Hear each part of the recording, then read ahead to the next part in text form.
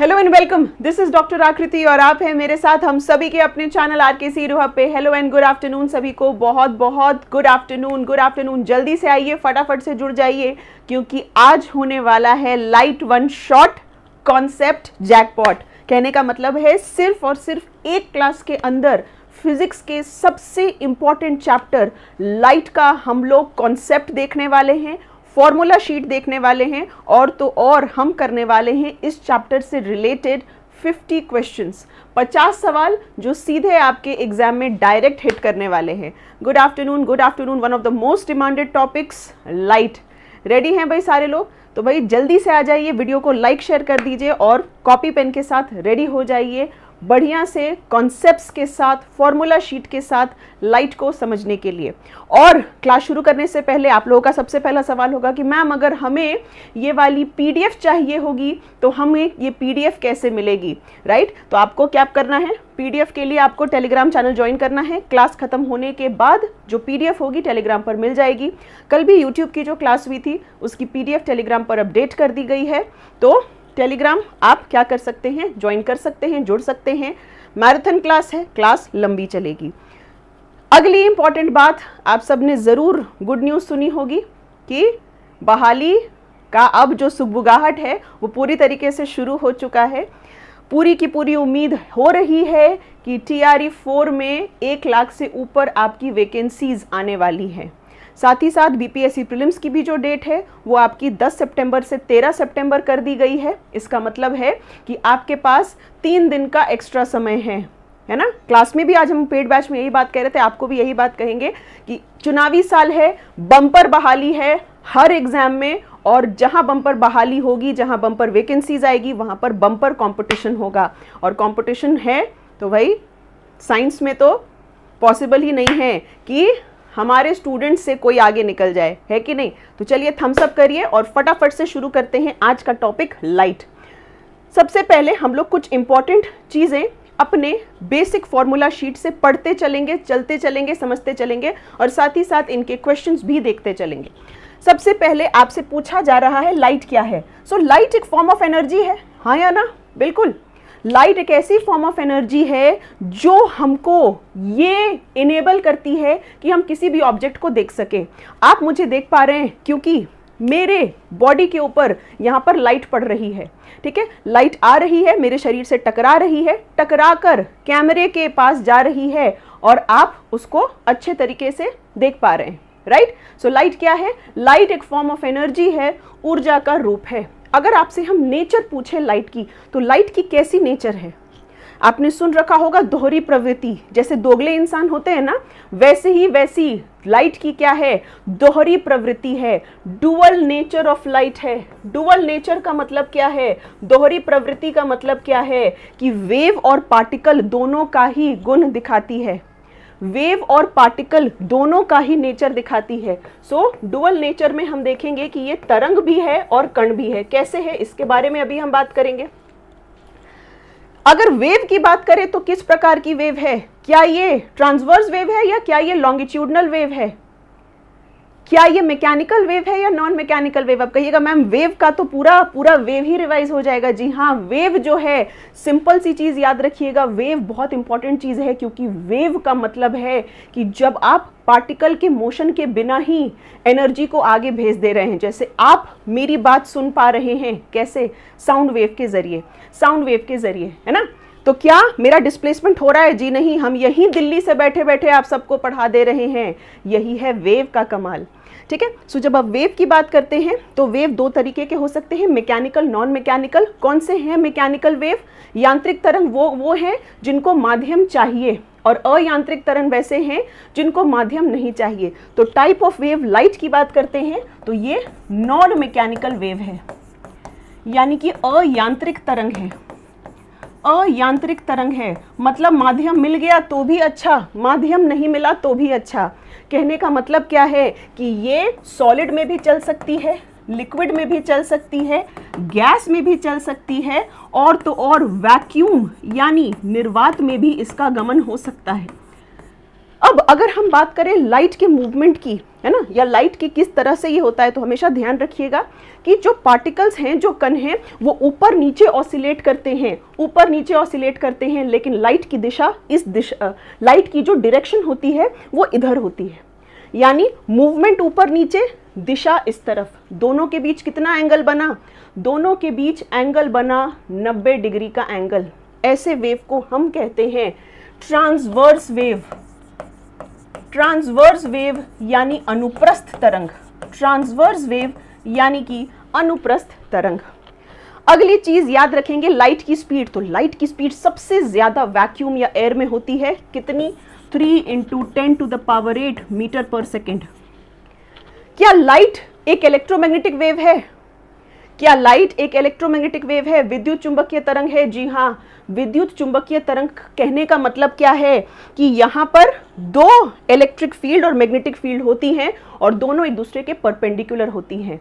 क्या लाइट एक लौती electromagnetic wave है? जी नहीं। लाइट के अलावा X ray, gamma ray, UV ray, ये सब की सब क्या हैं? ये सब की सब इलेक्ट्रोमैग्नेटिक वेव हैं। ठीक है। विजिबल स्पेक्ट्रम, क्या हम सारी इलेक्ट्रोमैग्नेटिक वेव्स को देख सकते हैं? जी नहीं। हम किसको देख सकते हैं? हम देख सकते हैं सिर्फ 400 से लेकर 700 नैनोमीटर तक की वेवलेंथ ऑफ लाइट को। नेक्स्ट, अब क्या करना है हमें? अब हमें यहाँ पर कुछ क्वेश्चंस का जवाब देना है। टोटल आज की क्लास के अंत में 50 क्वेश्चंस मिलेंगे। कॉन्सेप्ट और उसके बाद क्वेश्चंस। पहला सवाल ये रहा, लाइट किस तरह की वेव है? लाइट किस तरह की वेव है? क्या ये इलेक्ट्रोमैग्नेटिक वेव है? क्या ये ट्रांसवर्स मैकेनिकल वेव है? लॉन्गिट्यूडनल मैकेनिकल वेव है? बढ़िया सवाल है। लॉन्गिट्यूडनल मैकेनिकल वेव की बात अगर आपको की जाए तो ये साउंड होती है, यानी ध्वनि होती है। क्या ये ट्रांसवर्स मैकेनिकल वेव है? जी हाँ, ये ट्रांसवर्स मैकेनिकल वेव है। ट्रांसवर्स भी है और मैकेनिकल भी है, अनुप्रस्थ भी है और यांत्रिक भी है। क्या ये लॉन्गिट्यूडनल इलेक्ट्रोमैग्नेटिक है? नहीं। सी के बारे क्या ख्याल है? बी तो सही है। क्या सी भी सही लग रहा है? क्या सी भी सही लग रहा है? ट्रांसवर्स है, मैकेनिकल है? नहीं, मैकेनिकल नहीं है, इसीलिए बी गलत हो गया। यही तो क्वेश्चन में घुमाता है दिमाग आपको, यही तो क्वेश्चन में दिमाग घुमाता है। तो इसका सही आंसर क्या हो जाएगा? Option number C. सही आंसर क्या हो जाएगा? Option number C. मुझे पता था कंफ्यूजन होगा, तभी आपको कंफ्यूज किए। ठीक है, तो इसका आंसर है ऑप्शन नंबर सी। यही खेल आपके साथ आपका दिमाग करेगा एग्जाम में, तो उसके लिए प्रिपेयर्ड रहना है। नेक्स्ट क्वेश्चन, सिंपल सवाल आपसे पूछ रहा है कि विजिबल लाइट की वेवलेंथ कितनी होगी? विजिबल लाइट की जो वेवलेंथ है वो कितनी होगी? 400 से 700 नैनोमीटर आपके बीपीएससी का पीवाईक्यू है।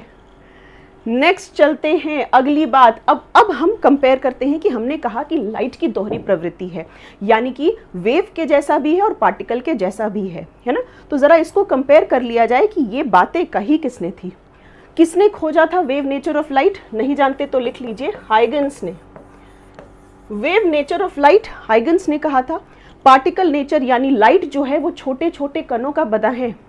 ये बात आइंस्टाइन ने प्रूव की थी अपने फोटो इलेक्ट्रिक इफेक्ट से। लेकिन इसको बताने वाले कौन थे? तो इसको बताने वाले सबसे पहले न्यूटन थे। न्यूटन ने एक थ्योरी दी थी अपनी, कॉर्पस्क्यूलर थ्योरी। न्यूटन ने अपनी एक थ्योरी दी थी, कौन सी थ्योरी? वो है कॉर्पस्क्यूलर थ्योरी। ठीक है, सो उस थ्योरी से सबसे पहले पता चला था कि लाइट कणों का बना हुआ है। Medium required? जी नहीं, लाइट के लिए माध्यम नहीं चाहिए, लाइट निर्वात में भी गमन कर सकता है। इक्वेशन की बात करें, समीकरण की बात करें, तो वेव और पार्टिकल के लिए समीकरण कौन कौन से हो सकते हैं? हमेशा ध्यान रखिएगा कि वेव नेचर ऑफ लाइट के लिए आप एक सिंपल फॉर्मूला इस्तेमाल करते हैं, v = λf, जहां पर v क्या है? लाइट की स्पीड। लाइट की स्पीड, लैम्डा क्या है? वेवलेंथ, और f क्या है? f है फ्रीक्वेंसी। f क्या है? f है फ्रीक्वेंसी। ठीक है, यस। नेक्स्ट चलते हैं पार्टिकल नेचर ऑफ लाइट पे। पार्टिकल नेचर ऑफ लाइट में क्या क्या चीजें आती हैं? आप में से जो भी लोग हमारे रेगुलर विद्यार्थी हैं, आप फोटो इलेक्ट्रिक इफेक्ट पढ़ चुके होंगे। आपको हमने एटॉमिक स्ट्रक्चर में ही पढ़ा दिया था फोटो इलेक्ट्रिक इफेक्ट, क्योंकि क्लास 11 की एनसीईआरटी में है। फोटो इलेक्ट्रिक इफेक्ट से प्रूफ होता है कि लाइट पार्टिकल का बना है। प्लैंक क्वांटम थ्योरी जो ये कहती है कि E is equal to HF, कहने का मतलब है कि लाइट छोटे छोटे पैकेट्स ऑफ एनर्जी का बना है जिनको हम फोटॉन्स कहते हैं, और हर फोटोन की एनर्जी फ्रीक्वेंसी के डायरेक्टली प्रोपोर्शनल है, और उसी से ये हमारा फॉर्मूला निकल कर आता है। ठीक है, की प्रॉपर्टीज कैसे पता चलता है कि लाइट वेव नेचर की है? जो भी चीज़ें आप पढ़ते हैं, जैसे आप रिफ्लेक्शन पढ़ते हैं, अपवर्तन पढ़ते हैं, रिफ्रैक्शन पढ़ते हैं, परावर्तन पढ़ते हैं, डिस्पर्जन, स्कैटरिंग, डिफ्रैक्शन, इंटरफेरेंस, ये सब आपको बताती है कि लाइट वेव की तरह काम करती है। लाइट वेव की तरह काम करती है। कैसे कह सकते हैं कि लाइट पार्टिकल की तरह काम करती है? पार्टिकल नेचर ऑफ लाइट कैसे पता चलता है? हमेशा ध्यान रखिएगा 2P, प्लैंक क्वांटम थ्योरी, और दूसरा है आपका फोटो इलेक्ट्रिक इफेक्ट। ठीक है, सो इन दो से ये पता चलता है कि लाइट क्या है, पार्टिकल नेचर की है। क्लियर, डन, बिल्कुल स्पष्ट, समझ में आ गई है बात? आगे चल सकते हैं। आइए सीधे क्वेश्चंस पर आते हैं। सवाल नंबर 3 आज के सेशन का आपसे पूछ रहा है कि वेव नेचर ऑफ लाइट को एक्सप्लेन कौन नहीं करता? इंटरफेरेंस यानी व्यतिकरण का मतलब क्या है कि दो आपकी रिफ्लेक्टेड रेज एक दूसरे के पास आती है। अगर क्रेस्ट से क्रेस्ट आता है, श्रिंग से श्रिंग आता है, तो चीज बढ़ जाती है। कंस्ट्रक्टिव इंटरफेरेंस है ना। रिफ्लेक्शन, फोटो इलेक्ट्रिक इफेक्ट या डिफ्रैक्शन का मतलब है कि जब भी किसी एपर्चर के तरफ लाइट मुड़ जाए उसको हम डिफ्रैक्शन कहते हैं। किसी छोटे से छेद से गुजरते वक्त लाइट अगर घूम जाए, बेंड हो जाए तो वो डिफ्रैक्शन है। बिल्कुल सही, फोटो इलेक्ट्रिक इफेक्ट जो है वो पार्टिकल नेचर को एक्सप्लेन करता है। बिल्कुल सही, correct. Next question, C is equal to lambda nu या V is equal to lambda F, एक ही बात है। फ्रीक्वेंसी को आप म्यू से भी दिखाते हैं, F से भी दिखाते हैं। इससे क्या पता चलता है? न्यूटन्स लॉ तो मोशन के हैं। स्नेल्स लॉ रिफ्रैक्शन का लॉ है, अपवर्तन का नियम है, पढ़ेंगे हम लोग अभी। Wave speed relation for light या प्लैंक्स क्वांटम थ्योरी है E is equal to HF। तो बिल्कुल ये वेव इक्वेशन है, लाइट वेव है। किस इक्वेशन से पता चलता है? C से पता चलता है। प्लैंक क्वांटम थ्योरी कौन कह रहा है? प्लैंक क्वांटम थ्योरी है E is equal to HF। H है आपका प्लैंक्स कांस्टेंट, E है एनर्जी।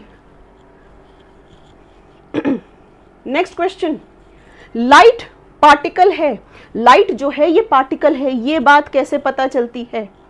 लाइट पार्टिकल है, ये बात कैसे पता चलती है? डिफ्रैक्शन, इंटरफेरेंस, रिफ्रैक्शन या फोटो इलेक्ट्रिक इफेक्ट? भाई दो चीजें तो कम से कम याद रखिएगा, photo electric effect, Planck quantum theory और पार्टिकल नेचर। तो पार्टिकल नेचर किससे पता चलता है?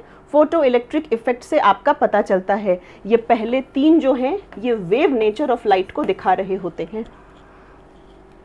क्वेश्चन नंबर 6 से पहले अब हम थोड़ी सी बात रिफ्लेक्शन के बारे कर लेंगे और फिर हम क्वेश्चंस पर चलेंगे। रिफ्लेक्शन का मतलब क्या है?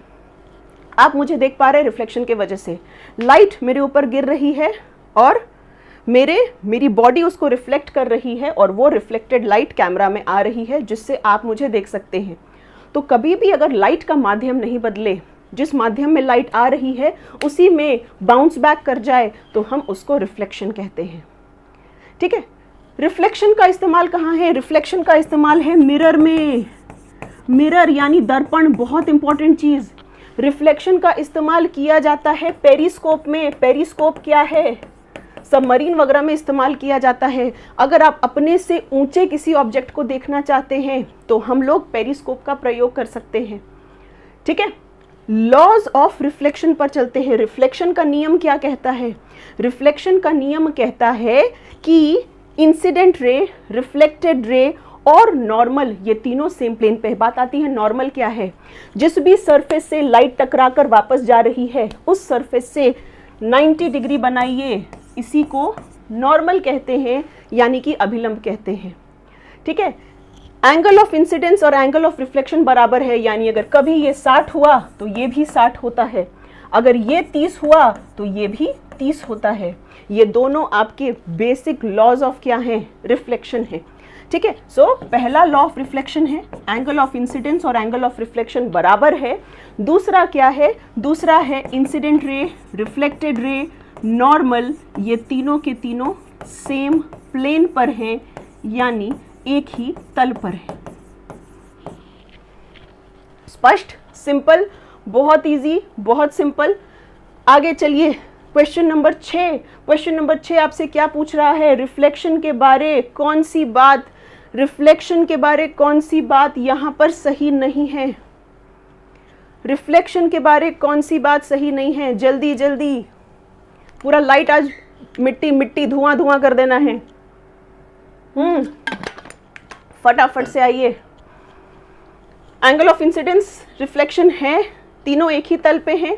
Light travels in straight line, जी हाँ, रेक्टिलिनियर प्रोपगेशन ऑफ लाइट, प्रकाश हमेशा सीधी रेखा में गमन करता है, प्रकाश हमेशा ही सीधी दिशा में क्या कर रहा होता है, गमन कर रहा होता है। कलाइडोस्कोप जिसका एक्सपेरिमेंट हम लोगों को बचपन में मिलता था, छोटी क्लासेस में जिक्र है, वो भी इसी पर काम करता है। कह रहा है परावर्तित किरण जो है वो हमेशा दूसरे माध्यम में है, ये बात गलत हो गई। अब आपको इसमें सत्य नहीं बताना है, इसीलिए आंसर डी हो जाएगा यहाँ पे। नेक्स्ट क्वेश्चन चल सकते हैं हम लोग। क्वेश्चन पिक्चर बेस्ड क्वेश्चन है। क्या है ये क्या है, ये एक्चुअली रिफ्लेक्शन को ही यूज कर रहा है। इस डिवाइस को, इस यंत्र को क्या कहते हैं, हम इस यंत्र को पेरिस्कोप कहते हैं। इसको क्या कहते हैं, इसको हम लोग पेरिस्कोप कहते हैं। पेरिस्कोप, पेरिस्कोप का इस्तेमाल कहाँ होता है, तो हमेशा ध्यान रखिएगा, पेरिस्कोप का इस्तेमाल होता है जब आप ऊपर, अपने लेवल से ऊपर किसी चीज को देखना चाहते हैं। ठीक है, आप अगर सबमरीन में हैं और आप ऊपर किसी चीज को देखना चाहते हैं तो उसके लिए पेरिस्कोप का इस्तेमाल करते हैं। ठीक है, अब पेरिस्कोप में मिरर्स यूज होती हैं और जहां मिरर होगा वहां पर रिफ्लेक्शन यानी परावर्तन होगा ही होगा। ठीक है, यहां पर आप क्या देख रहे हैं, पेरिस्कोप कैसा बना होता है अंदर से आपको बताया जा रहा है। कुछ बेसिक बातें ध्यान रखेंगे। पेरिस्कोप में ना 2 मिरर हम लोग इस्तेमाल करते हैं ऐसे। क्या, कितने मिरर इस्तेमाल करते हैं हम लोग पेरिस्कोप में? 2 मिरर इस तरह से इस्तेमाल करते हैं। क्या ये दोनों मिरर के बीच में एंगल बता सकते हैं आप?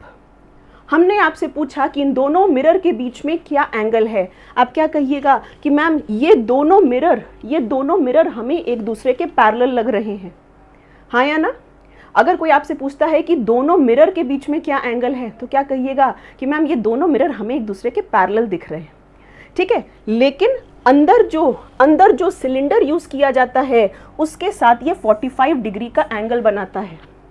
ये दोनों मिरर एक दूसरे के पैरेलल हैं, ये दोनों मिरर एक दूसरे के पैरेलल हैं, प्लीज अंतर समझिए। लेकिन अंदर जिस ट्यूब में इसको फिट किया जाता है वहां पर ट्यूब के साथ एंगल बनती है 45 डिग्री, ट्यूब के साथ एंगल बनती है 45 डिग्री, ये अंतर है।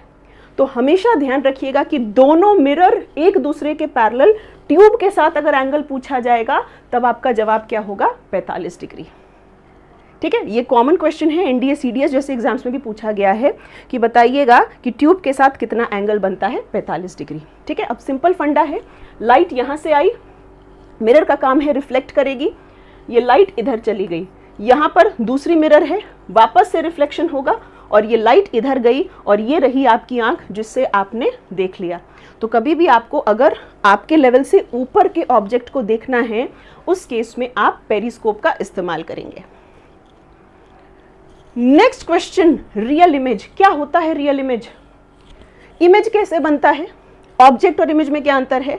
आप जो खड़े हैं आप ऑब्जेक्ट हैं और आप आईने में जिसको देख रहे हैं वो आपका इमेज है, वो आपका प्रतिबिंब है। हमेशा याद रखिएगा, इमेज बनने के लिए, प्रतिबिंब बनने के लिए कम से कम आपको 2 रिफ्लेक्टेड रेज चाहिए, 2 रिफ्लेक्टेड रेज चाहिए, 2 परावर्तित किरणें चाहिए।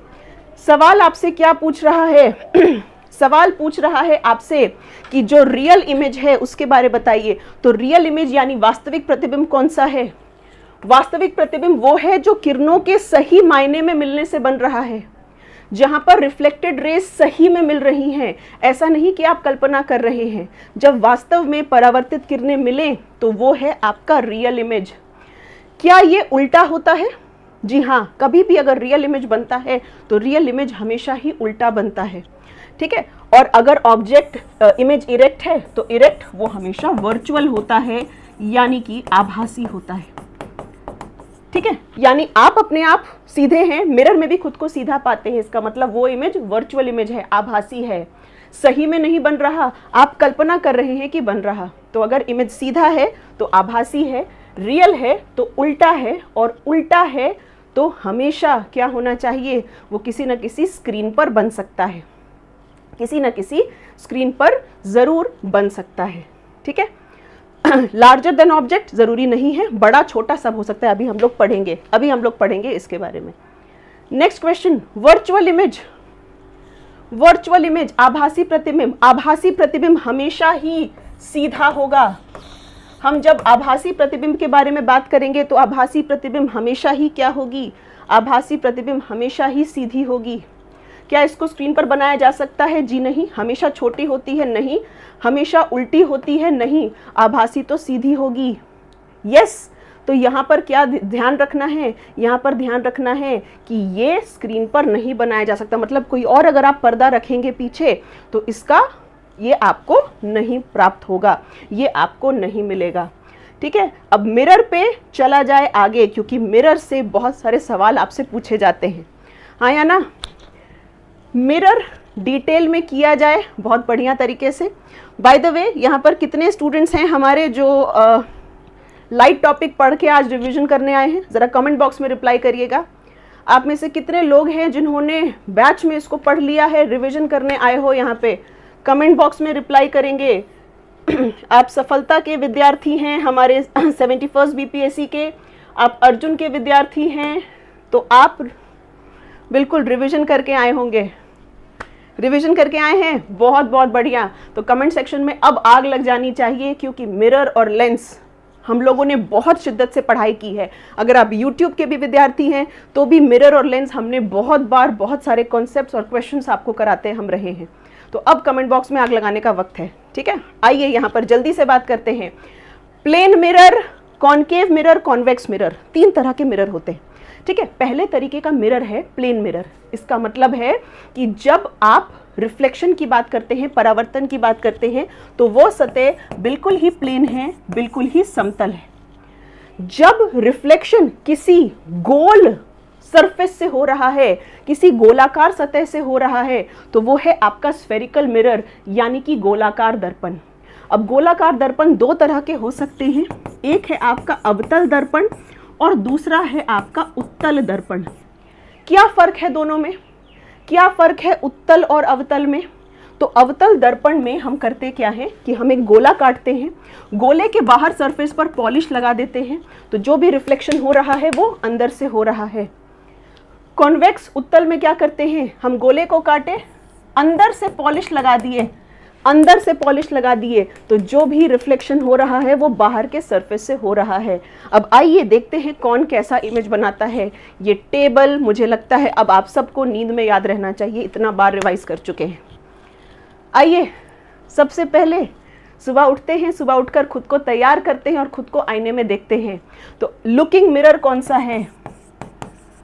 लुकिंग मिरर यानी जिसको देखकर अपनी खूबसूरती को नापते हैं आप, वो है आपका प्लेन मिरर, समतल दर्पण। जितने बड़े हैं मिरर में भी खुद को उतना ही बड़ा पाते हैं, सीधे हैं तो खुद को भी कैसा पाते हैं, सीधा पाते हैं। ठीक है, ऐसा तो नहीं है ना कि पैर ऊपर और सर नीचे है, नहीं ना, बिल्कुल बराबर है सारा कुछ। तो इसका मतलब है कि यहाँ पर इमेज इरेक्ट बन रहा है, सीधा बन रहा है।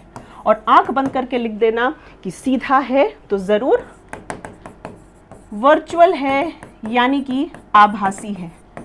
ठीक है, सेम साइज के हैं, आप अगर 5 फुट के हैं तो 5 फुट ही दिखते हैं।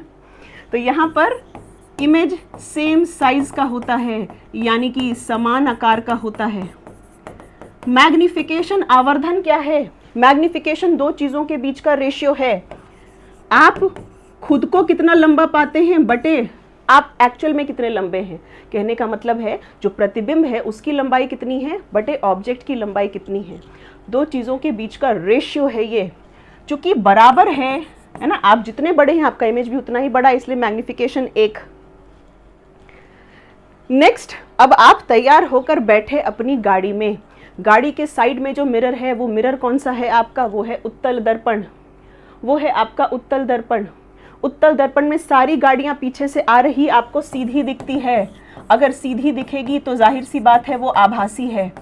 क्या लगता है, एक छोटे से गाड़ी के शीशे में आपको आ रही ट्रक, बाइक सब कुछ दिख जाती है। इसका मतलब है कि यहाँ पर इमेज छोटा बन रहा है, यहाँ पर इमेज छोटा बन रहा है। मैग्निफिकेशन आवर्धन किसके बराबर होगा, इमेज छोटा ऑब्जेक्ट बड़ा, तो इसका आवर्धन 1 से कम होगा। कौन सा मिरर है, कार साइड व्यू। कौन सा मिरर है, गाड़ी का साइड व्यू मिरर। ठीक है, अब हम चलते हैं ऐसे मिरर में जिसमें हर तरीके का इमेज बनता है।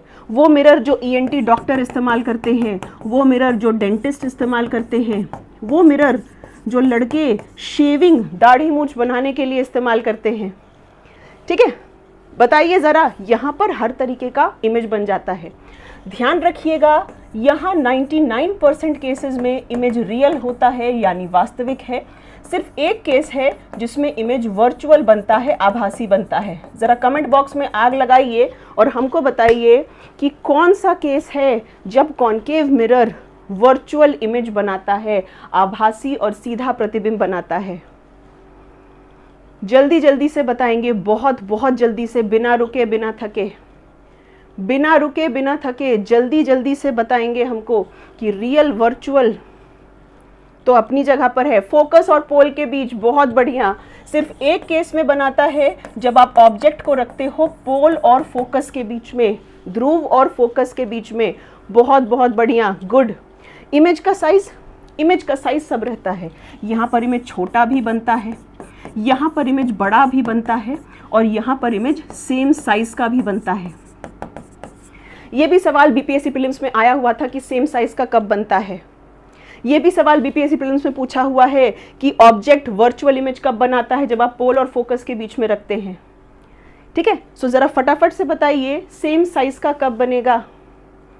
सेम साइज का बनता है जब आप ऑब्जेक्ट को सेंटर ऑफ कर्वेचर पर रखते हैं, वक्रता केंद्र पर रखते हैं, तो इमेज भी वक्रता केंद्र पर ही बनता है, C पर ही बनता है, और सेम साइज का बनता है।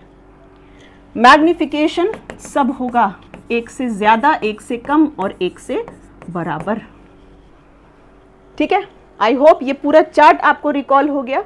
अब आइए जरा जल्दी जल्दी से सवाल निपटाइए। क्वेश्चन नंबर 9, आंसर दीजिए, तब तक हम थोड़ा सा पानी पी लें।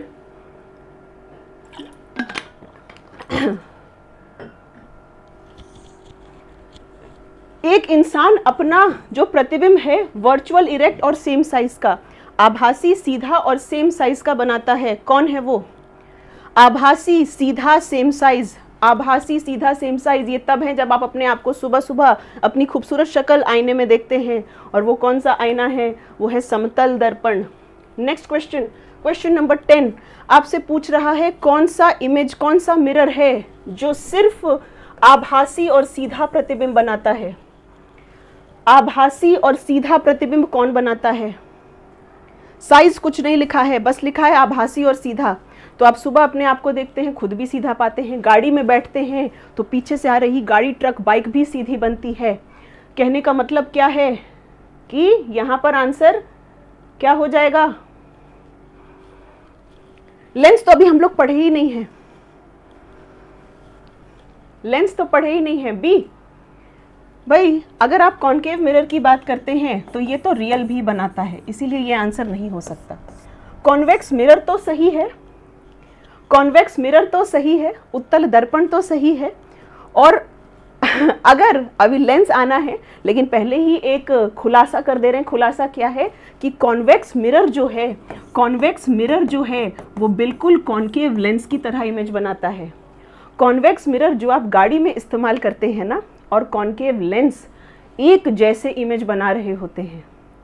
इसीलिए इसका आंसर क्या है? इसीलिए इसका आंसर डी है। कॉन्वेक्स मिरर और कॉन्केव लेंस हमेशा दोनों एक जैसे इमेज बना रहे होते हैं। ठीक है, अभी लेंस में आप ये बात पढ़ोगे कि कैसे आप अगर मिरर जान लेते हैं तो लेंस आपके लिए चुटकियों का खेल है। ठीक है, तो क्या ध्यान रखेंगे कि कॉन्वेक्स मिरर और कॉन्केव लेंस हमेशा एक जैसे इमेज बना रहे होते हैं। ठीक है, नेक्स्ट क्वेश्चन नंबर 11, यही सवाल है जो आयोग आपसे बार बार पूछता है। Concave mirror real inverted same size का इमेज बना रहा है।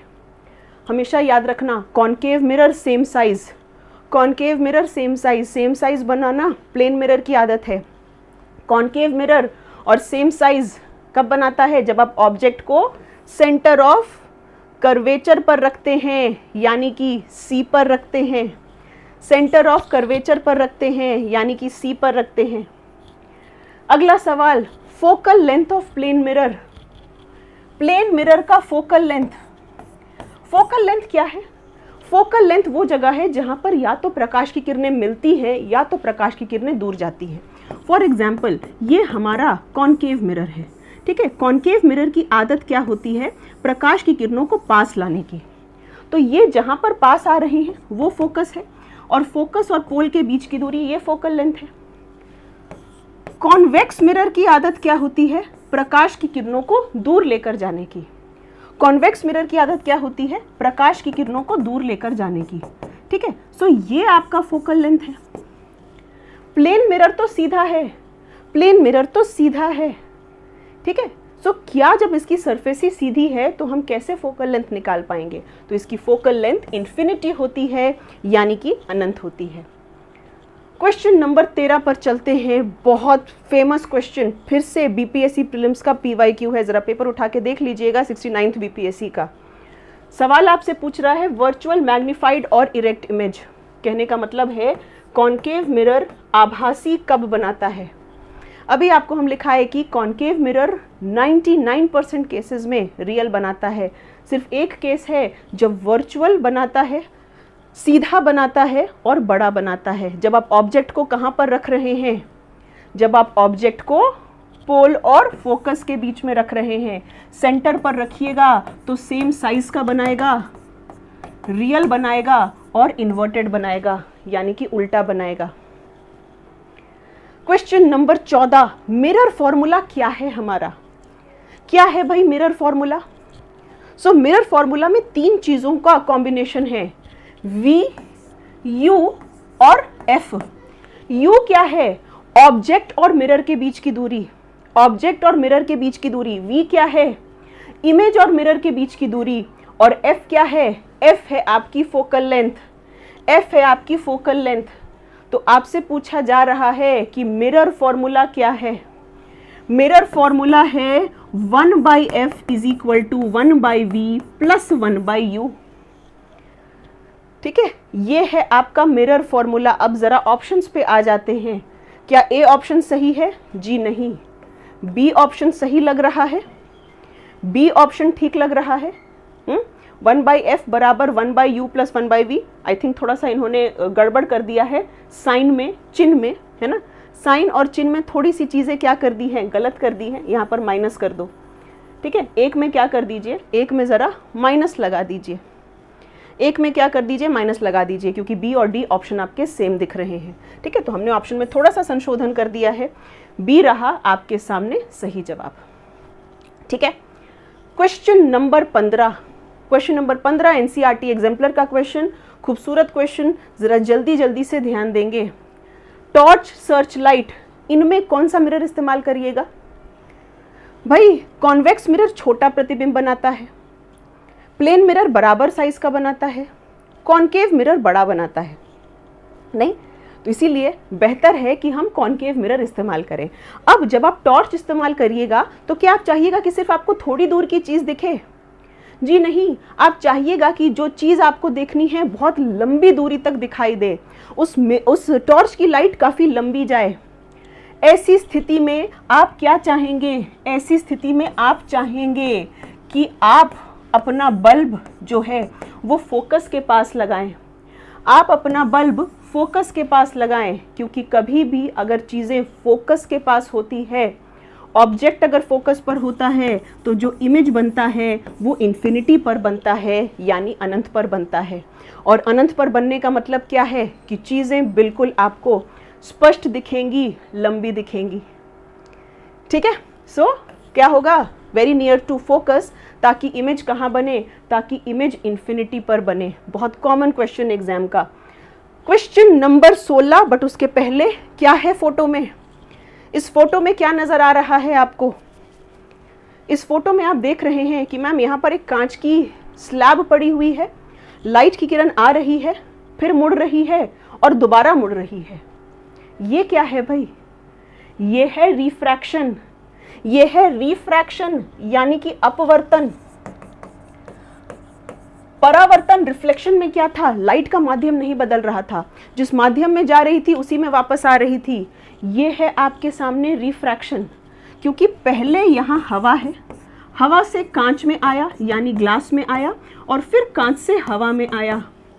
क्या देख रहे हैं आप देख रहे हैं कि यहाँ पर माध्यम दो बार बदला जा रहा है। यहाँ पर मीडियम माध्यम में बदलाव हो रहा है और दो बार बदलाव हो रहा है। हमेशा याद रखिएगा, कभी भी अगर माध्यम में बदलाव होता है तो उसको रिफ्लेक्शन कहोगे नहीं, उसको आप रिफ्रैक्शन कहेंगे, उसको आप रिफ्रैक्शन यानी अपवर्तन कहेंगे। आप कहिएगा माध्यम बदलने से क्या हो रहा है, याद रखिएगा माध्यम बदलने से लाइट की स्पीड बदल जाएगी। लाइट की स्पीड हवा में सबसे ज्यादा है, 3 × 10⁸ मीटर पर सेकेंड। हर माध्यम में लाइट की स्पीड क्या हो जाएगी, अलग हो जाएगी। तो जहां आपने माध्यम बदला, लाइट की स्पीड जो है वो क्या होगी, वो बदलेगी। और जरा बताइए कि क्या आपकी स्पीड बदलती है तो दिशा भी बदल जाती है। बिल्कुल, स्पीड बदलती है तो दिशा भी बदलती है। और यही तो रिफ्रैक्शन है, यही तो रिफ्रैक्शन है। तो माध्यम सेम तो रिफ्लेक्शन, माध्यम में बदलाव तो रिफ्रैक्शन। तो यहाँ पर क्या हुआ, माध्यम में बदलाव हुआ, इसी वजह से तारे टिमटिमाते हैं। फिर से बीपीएससी PYQ कि तारों का टिमटिमाना क्यों है, क्योंकि जो तारों से लाइट आ रही है वो आपके एनवायरनमेंट के बहुत सारे परत से गुजर कर आ रही है, जिसके वजह से हर की स्पीड जो है वो बदल रही है और इसीलिए दिशा बदल रही है। तारों का टिमटिमाना उसी वजह से है। ये पेंसिल आपको ऐसी क्यों नजर आ रही है, रिफ्रैक्शन के वजह से, क्योंकि फिर से माध्यम बदल रहा है। गौर करिएगा, लाइट पहले हवा में है, अब पानी में आ रही है, गैस से लिक्विड में आ रही है। मीडियम चेंज हुआ, माध्यम बदला, और जब जब माध्यम बदलेगा तब तब लाइट की स्पीड बदल जाएगी, तब लाइट की स्पीड बदल जाएगी। ठीक है ना। तो थोड़ा सा टेबल नोट कर लेते हैं, फिर हम लोग इस डायग्राम पे आते हैं। सो रिफ्रैक्शन क्या है, रिफ्रैक्शन है बेंडिंग ऑफ लाइट। ठीक है, बेंडिंग ऑफ लाइट। और यहाँ पर क्या हो रहा है, मीडियम चेंज होता है, मीडियम चेंज है, इसीलिए लाइट की स्पीड भी क्या हो रही है, लाइट की स्पीड भी चेंज हो रही है। इसीलिए लाइट हमको क्या दिखती है, मुड़ी हुई नजर आती है। अगर आपसे एप्लीकेशंस पूछा जाए तो रिफ्रैक्शन का उपयोग में हम लोग लेंस पढ़ते हैं, जो कि बहुत ही मेजर चीज़ है। ठीक है, और एक आप लोगों से ये है, आप लोग शेयर नहीं कर रहे हो, क्लास को शेयर नहीं कर रहे हो। इतना बढ़िया पढ़ा रहे हैं आप लोगों को, अगर आप चाहते हो कि ये सेशन कंटिन्यूड रहे इस तरीके की, तो कम से कम शेयर तो मार दीजिए, है ना। इतने सारे लोग देख रहे हो, बार बार लिख रहे हो मैम इतनी वॉचिंग होनी चाहिए, इतनी होनी चाहिए, शेयर नहीं कर रहे हो। तो प्लीज़ अपने आप सोशल मीडिया पे इसको स्टेटस लगाइए, वीडियो को शेयर तो करो। इतनी तो गुरु दक्षिणा डिजर्व करते हैं हम लोग। यहाँ पर आइए, अगली चीज़ हम बात करेंगे रिफ्रैक्टिव इंडेक्स की, अपवर्तनांक की। बहुत इंपॉर्टेंट है। रिफ्रैक्टिव इंडेक्स को म्यू से दिखाते हैं। ठीक है, किससे दिखाते हैं, म्यू से दिखाते हैं। रिफ्रैक्टिव इंडेक्स का मतलब है दो चीज़ों के बीच का रेशियो, दो चीज़ों के बीच का अनुपात। कौन सी वो दो चीज़ें हैं, पहली है लाइट की स्पीड वैक्यूम में, यानी ऊपर की संख्या हमेशा फिक्स रहेगी 3 × 10⁸, और नीचे की संख्या बदलती रहेगी, क्योंकि आप माध्यम बदलते रहिएगा। ठीक है, सो दो चीज़ों के बीच का रेशियो है, ऊपर की संख्या फिक्स रहती है, नीचे की संख्या क्या होती है, बदलती रहती है, क्योंकि माध्यम बदलता है। V मतलब जिस मीडियम की आप बात करें, अगर आप कांच की बात कर रहे हैं तो कांच में लिखना है, अगर आप डायमंड की बात कर रहे हैं तो डायमंड में लिखना है। तो दोनों चीज़ों के बीच का रेशियो है, अनुपात है। ठीक है, अब हमको ज़रा ये बताइए कि अगर अनुपात है तो क्या इसका कोई यूनिट होगा? नहीं। मीटर पर सेकेंड कैंसिल हो जाएंगे, इसकी कोई यूनिट नहीं होगी, इसकी कोई यूनिट नहीं होगी। हम किसको कहते हैं कि कोई मीडियम सघन है? हम कहते हैं सघन माध्यम वो है जिसकी रिफ्रैक्टिव इंडेक्स ज्यादा है, ठीक है। विरल माध्यम वो है जिसकी रिफ्रैक्टिव इंडेक्स कम है, जिसकी रिफ्रैक्टिव इंडेक्स क्या है? कम है। अब इस फॉर्मूला से एक और चीज आप समझ सकते हैं कि मैम ऊपर की संख्या तो कभी नहीं बदल रही, ऊपर की संख्या कांस्टेंट है, तो आपको नहीं लगता कि रिफ्रैक्टिव इंडेक्स और स्पीड में उल्टा रिलेशन है? रिफ्रैक्टिव इंडेक्स और स्पीड में क्या है? रिफ्रैक्टिव इंडेक्स और स्पीड में उल्टा रिलेशन है। कहने का मतलब क्या है? कहने का मतलब है कि जिस माध्यम की रिफ्रैक्टिव इंडेक्स ज़्यादा होगी वहाँ पर स्पीड कम होगी, और जहाँ पर रिफ्रैक्टिव इंडेक्स कम है वहाँ पर स्पीड ज़्यादा होगी, ठीक है। बेंडिंग की अच्छा, कॉज क्या है रिफ्रैक्शन का? रिफ्रैक्शन का कारण क्या है?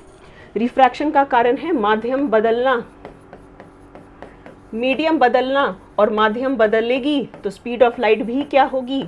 स्पीड ऑफ लाइट भी बदलेगी, स्पीड ऑफ लाइट भी क्या हो जाएगी? बदल जाएगी। दिशा क्या है झुकने की? झुकने की दिशा क्या है? डायरेक्शन ऑफ बेंडिंग क्या है? हमेशा ध्यान रखिएगा कभी भी लाइट की रे अगर रेयर से डेंस में आ रही है, रेयर से डेंस में आ रही है तो क्या होगा? रेयर से डेंस में जाएगी तो इसकी स्पीड कम हो जाएगी, इसकी स्पीड कम हो जाएगी और ये नॉर्मल के पास आ जाएगी। रेयर से डेंस में जाएगी तो क्या होगी? नॉर्मल के पास आ जाएगी।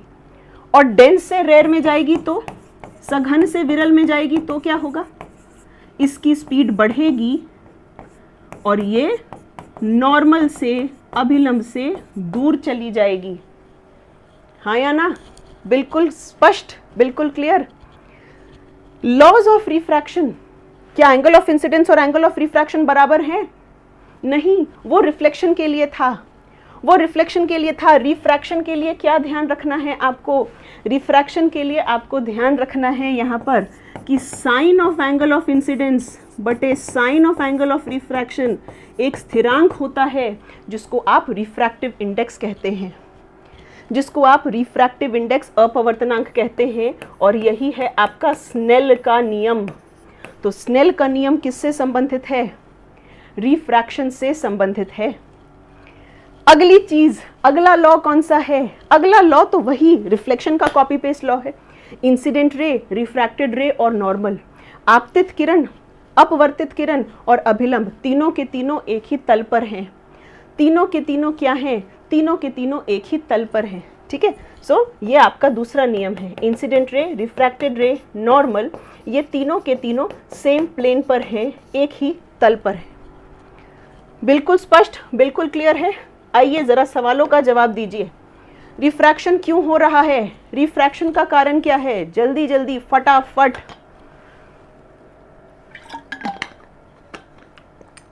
बहुत बहुत जल्दी बताएंगे। रिफ्रैक्शन अपवर्तन का क्या कारण है?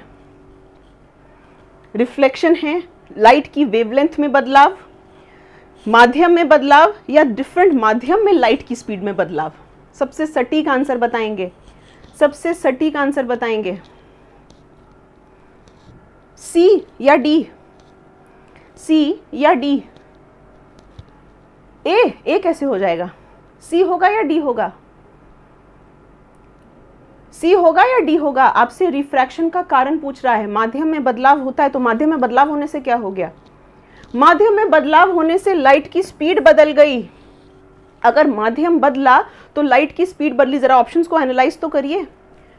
माध्यम बदला तो माध्यम बदलने से सिर्फ क्या हो गया भाई? माध्यम बदलने से लाइट की स्पीड बदल गई, स्पीड बदल गई, इसीलिए दिशा बदल गई, ठीक है। डी ज्यादा सटीक आंसर है। डी आपको स्पष्ट लिख रहा है कि माध्यम बदलने से लाइट की स्पीड बदल गई। Next question, question number 17। आपको बताना है कि लाइट अगर रेयर से डेंस मीडियम में जाएगी तो क्या होगा?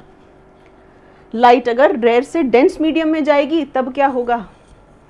रेयर से डेंस में गई तो डेंस में होने का मतलब क्या है? रिफ्रैक्टिव इंडेक्स ज्यादा, यानी इसकी स्पीड कम हो जाएगी। और स्पीड कम होगी तो क्या होगी? अगर स्पीड कम हो गई तो नॉर्मल के तरफ झुक जाएगी। अगर स्पीड कम हो गई तो क्या हो जाएगा? तो ये नॉर्मल के तरफ झुक जाएगी, हाँ या ना, स्पीड कम और नॉर्मल के तरफ झुक जाएगी।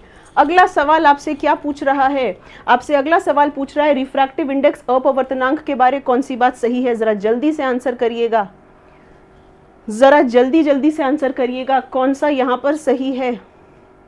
मैम इसकी यूनिट नहीं है, बिल्कुल सही, क्योंकि दो चीज़ों के बीच का रेशियो है।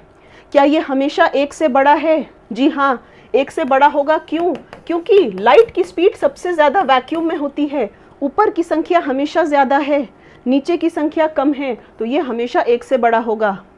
दो स्पीड के बीच का रेशियो है, बिल्कुल, और सारी बातें सही है। यस, सारी की सारी बातें सही है, इसीलिए आंसर डी हो जाएगा।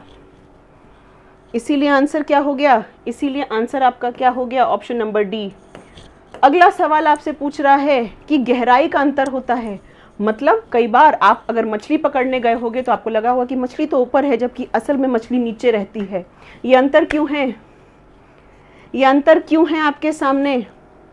इस अंतर का स्पष्ट कारण क्या है? क्लियर कट कारण क्या है?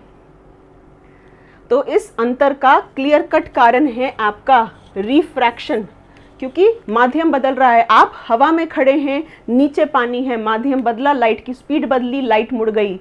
और ह्यूमन आई की फितरत है हमेशा सीधी दिशा में देखने की। अगला सवाल आपसे पूछ रहा है कि पेंसिल मुड़ी हुई क्यों नजर आती है?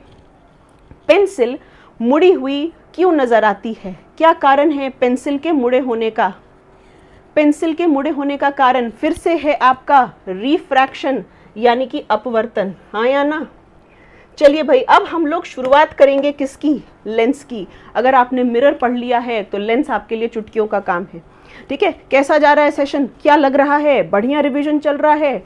मात्र 47 मिनट्स की क्लास में हम लोगों ने पूरे लाइट के कॉन्सेप्ट्स, मिरर को कर लिया क्वेश्चंस के साथ। हम अब रिफ्रैक्शन करके लेंसेज पे आ गए हैं। सही तरीका है रिवीजन का? सहमत हैं? कमेंट बॉक्स में ज़रा बताएंगे। मज़ा आ रहा है सबको? क्या ऐसे सेशंस हमें हर सैटरडेज को रखने चाहिए, जहाँ पर हम चीज़ों को इस तरीके से फटाफट से एक इम्पॉर्टेंट चैप्टर को रखें और उसको क्या कर सके? रिवाइज कर सके, है ना? पर ये रिवीजन आपके लिए तब कारगर होगा जब आप फाउंडेशन या बेसिक्स अपने क्लियर करके आए। हम ये नहीं कह रहे कि आप हमसे पढ़िए, बट जहाँ से भी पढ़ रहे हैं, एनसीईआरटी पढ़ रहे हैं, तो एनसीईआरटी अपनी पढ़ कर आइए, क्लियर करके आइए, तो आपको ऐसे रिविजन सेशन में बहुत बहुत फ़ायदा मिलेगा। जहाँ आप लोग कहते हो ना कि मैम हम लोग रिवाइज़ नहीं कर पाते, खुद से रिवाइज़ नहीं कर पाते, तो उसका सोल्यूशन है कि आप पढ़ कर आइए। और इस तरह के सेशंस अब हम लोग फ्रीक्वेंट रखेंगे, बिकॉज अब अच्छी अच्छी खबरें आ रही हैं एग्ज़ाम से लेकर, है कि नहीं? तो अब हम लोगों को इस तरह के सेशंस रखने हैं और अब इस तरह से तैयारी को एक वापस से दिशा देनी है। एक बीच में जो नेगेटिविटी का माहौल आ गया था, अब वो सब चीज़ को हटाना है और वापस से इसी तरीके से जुट जाना है सभी को। ठीक है, बाकी जो भी लोगों को आपको अगर रिवीजन वगैरह करने की दिक्कत आ रही है ना, आप में से अगर कोई है जिनको रिवीजन करने की दिक्कत आ रही है, तो आप लोगों को हम बताना चाहेंगे बीपीएससी के लिए हमारा सफलता बैच ऑनगोइंग है। आप इसको क्या कर सकते हो? ज्वाइन कर सकते हो फाउंडेशन पढ़ने के लिए। एनीवे, अभी आगे चलते हैं। बैच के लिए तो आपका नंबर टीम ने दे ही दिया है, 7351572127। आप उस पर संपर्क कर सकते हैं। आइए लेंस की बात शुरू करते हैं। लेंस क्या है भाई? लेंस आमतौर पर कांच का बना है या किसी ट्रांसपेरेंट पदार्थ का बना है? या तो कांच का होगा या किसी और ट्रांसपेरेंट पदार्थ का होगा। ये भी एक क्वेश्चन है कि कांच किसका नहीं बन सकता? कांच किसका नहीं बन सकता? तो क्या कहिएगा? उसमें ऑप्शन में क्ले था, तो क्या क्ले का कांच बनेगा? क्या क्ले का लेंस बनेगा? पूछा था कि लेंस किस चीज़ का नहीं बन सकता, और ऑप्शन में क्या लिखा था? क्ले लिखा था। तो हमेशा ध्यान रखिएगा कि लेंस हमेशा ही ट्रांसपेरेंट चीज़ों का बनता है, मतलब जिसके आसपास लाइट जा सकती है, जिसके आसपास लाइट जा सकती है। ठीक है, सो ये रहा लेंस। अब लेंस दो तरह के हैं आपके, कॉन्वेक्स लेंस यानी उत्तल लेंस और कॉन्केव लेंस यानी अवतल लेंस। मिरर और लेंस में अंतर है कि मिरर ट्रांसपेरेंट नहीं होता, जबकि लेंस क्या है? लेंस आपकी ट्रांसपेरेंट होती है। दूसरी चीज़ ध्यान रखेंगे, मिरर में रिफ्लेक्शन होता है, लेंस में रिफ्रैक्शन होता है। लेंस में क्या है? रिफ्रैक्शन है। ठीक है, दूसरी चीज़ क्या ध्यान रखेंगे कि लेंस और मिरर का इमेज बहुत हद तक सेम है। कहने का मतलब है कि जो कॉन्वेक्स लेंस है, कॉन्वेक्स लेंस बिल्कुल ही कॉन्केव मिरर के जैसा इमेज बनाती है। जैसा आपने अवतल दर्पण में पढ़ा था, ठीक वैसे ही चीजें यहां पर आपको देखी जाती हैं। जरा यहां देखिए, कॉन्केव लेंस, अवतल लेंस, ये कॉन्केव लेंस बिल्कुल कॉन्वेक्स मिरर की तरह इमेज बनाता है। तभी हम बार बार आपको कहते हैं कि अगर आपको मिरर आता है तो लेंस आपके लिए चुटकियों का खेल है, लेंस आपके लिए चुटकियों का खेल है। आइए जरा टेबल भर लिया जाए, टेबल से चीजें और क्लियर हो जाएंगी। कॉन्केव लेंस की आदत है लाइट की किरणों को, प्रकाश की किरणों को दूर लेके जाने की, ठीक है। और आइए जरा यहाँ पर इमेज नेचर के बारे, प्रकृति के बारे बात करते हैं, ठीक है। सो नेचर, प्रकृति के बारे आपको यहाँ पर क्या जानना है, वो है कॉन्केव लेंस। कॉन्केव लेंस बिल्कुल ही कॉन्वेक्स मिरर की तरह है, मतलब कि यहाँ पर इमेज सीधा बनेगा और आभासी बनेगा, सीधा और क्या बनेगा, आभासी बनेगा, यानी कि virtual and erect, virtual and erect बनेगा, ठीक है। यस, नेक्स्ट देखिए इमेज का साइज क्या है। इमेज का साइज वहां पर भी छोटा है तो जाहिर सी बात है यहां पर भी छोटा ही बनेगा, छोटा है तो छोटा ही बनेगा, ठीक है, हमेशा ध्यान रखिएगा, क्योंकि एकदम हूबहू है। अगर छोटा बन रहा है तो इसका मैग्निफिकेशन 1 से कम ही होगा। कहाँ कहाँ प्रयोग करेंगे कॉन्केव लेंस का, मैजिक आई याद है, जब आप दरवाजे पर देखते हैं कि आपके घर में कौन घंटी बजा रहा है, सामने खड़ा हुआ इंसान आपको सीधा दिखता है और छोटा दिखता है, ठीक है। तो जो आपकी मैजिक आई है दरवाजे पे, मैजिक आई जो है डोर पर, दरवाजे पर, ये इसका एग्जाम्पल है, ठीक है। नेक्स्ट देखिए कॉन्वेक्स लेंस। कॉन्वेक्स लेंस की जब आप बात करते हैं, जब आप उत्तल लेंस के बारे में बात करते हैं, तो इसमें कॉन्केव मिरर की तरह सब कुछ बनेगा। यहाँ सब कुछ बनेगा, यानी यहाँ रियल भी बनेगा, वर्चुअल भी बनेगा। वहां पर सिर्फ एक केस में वर्चुअल बन रहा था, जब आप ऑब्जेक्ट को P और F के बीच में रख रहे थे। यहाँ पर भी एक ही केस में बनेगा, जब आप ऑब्जेक्ट को ऑप्टिकल सेंटर और F1 के बीच रखेंगे। तो जो मिरर में P है वो लेंस में ऑप्टिकल सेंटर है, प्रकाशिक केंद्र है, ठीक है। इमेज का साइज छोटा भी बनेगा, बड़ा भी बनेगा, सेम साइज का बनेगा। सेम साइज का मिरर में कब बनता था, मिरर में कब बनता था सेम साइज का, जब आप ऑब्जेक्ट को C पर रखते थे, ठीक है। सो यहाँ पर सेम साइज का कब बनेगा, जब आप ऑब्जेक्ट को C पर रखेंगे, या C से बेहतर यहाँ पर हम लोग 2F1 का इस्तेमाल करते हैं। तो हुए ना मिरर और लेंस सेम बहुत हद तक। आवर्धन सब कुछ हो सकता है, 1 के बराबर, 1 से ज़्यादा या 1 से कम। कहाँ प्रयोग करिएगा आप इसका, आप इसका प्रयोग करिएगा मैग्नीफाइंग ग्लास में, आवर्धक कांच में प्रयोग करिएगा। कहाँ कहाँ प्रयोग करिएगा, मैग्नीफाइंग ग्लास यानी आवर्धक कांच में प्रयोग करिएगा, ठीक है। अब आइए इसी बात पर क्वेश्चंस किया जाए।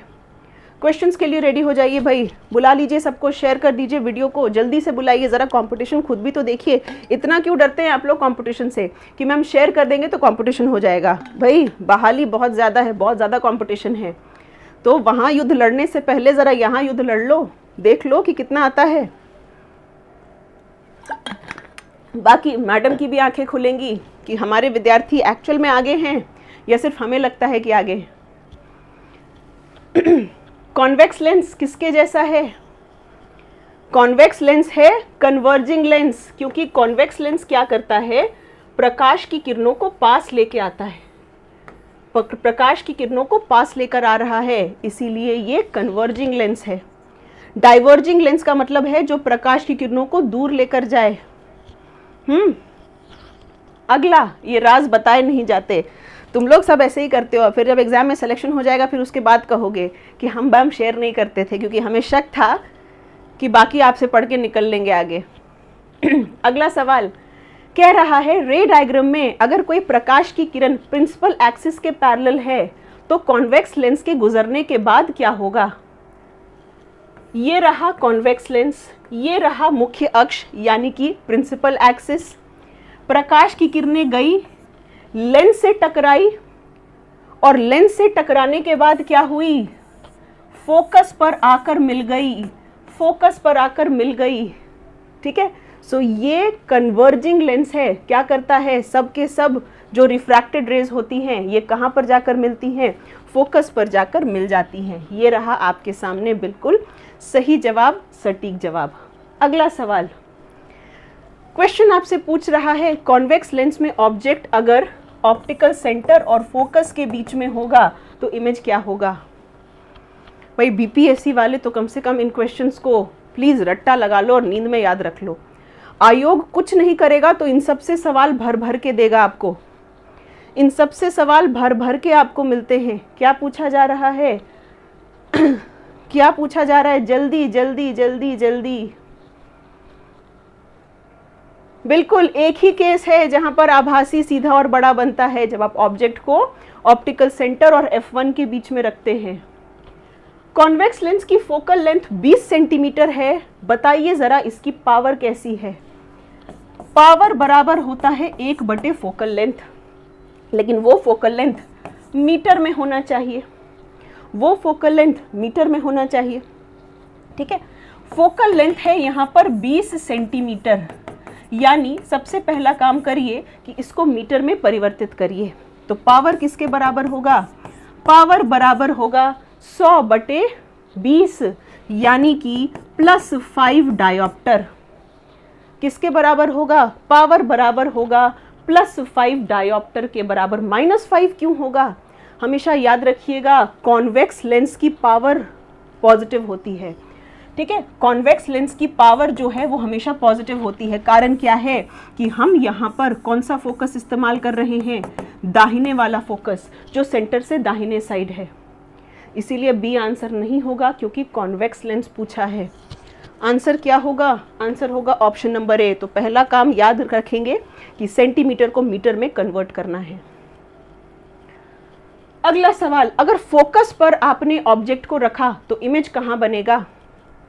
ऑब्जेक्ट को अगर आप फोकस पर रख रहे हैं तो इमेज कहाँ बन रहा है, जल्दी जल्दी जल्दी। ऑब्जेक्ट को फोकस पर रखिएगा तो इमेज हमेशा इन्फिनिटी पर बनता है, अनंत पर बनता है, और इन्फिनिटी पे बनने के साथ ये कैसा बनता है, एनलार्ज्ड बनता है। इन्फिनिटी में बढ़ने के साथ ये कैसा बन रहा होता है, बिल्कुल ही एनलार्ज्ड बन रहा होता है। ठीक है, ज़रा ये देखिए, पहली किरण ऐसे गई, दूसरी किरण ऑप्टिकल सेंटर से सीधी चली गई, तो दो किरणें जो एक दूसरे के पैरेलल हैं, समांतर हैं, कहाँ मिलती हैं, इन्फिनिटी पर मिलती हैं और बहुत ज़्यादा बड़ी होती हैं। क्वेश्चन नंबर 26, कॉनकेव लेंस अवतल लेंस कैसा इमेज बनाता है। हमेशा याद रखिएगा अवतल लेंस और कॉन्वेक्स मिरर बराबर होते हैं। कॉन्वेक्स मिरर यानी उत्तल दर्पण बराबर है। उत्तल दर्पण गाड़ी के साइड में कैसा बनाता था, सीधा और छोटा। 50 क्वेश्चंस हैं टोटल ज़ेबा, 50 क्वेश्चंस टोटल हैं। ठीक है, तो ये आभासी सीधा और छोटा बनाएगा। सहमत सारे लोग, आभासी है तो हमेशा सीधा होगा और साइज में कैसा बनेगा, छोटा बनेगा। Next question, question number 27, virtual erect और मैग्नीफाइड कौन बनाएगा। मिरर लेंस पे सवाल चुटकियों में होने चाहिए। अब सवाल क्या कह रहा है, आभासी सीधा और बड़ा। आभासी सीधा और बड़ा कौन बनाएगा, कॉन्वेक्स लेंस बनाएगा। और कॉनकेव मिरर बनाता है जब आप ऑब्जेक्ट को कहाँ रखते हैं, P और F के बीच में, P और F के बीच में।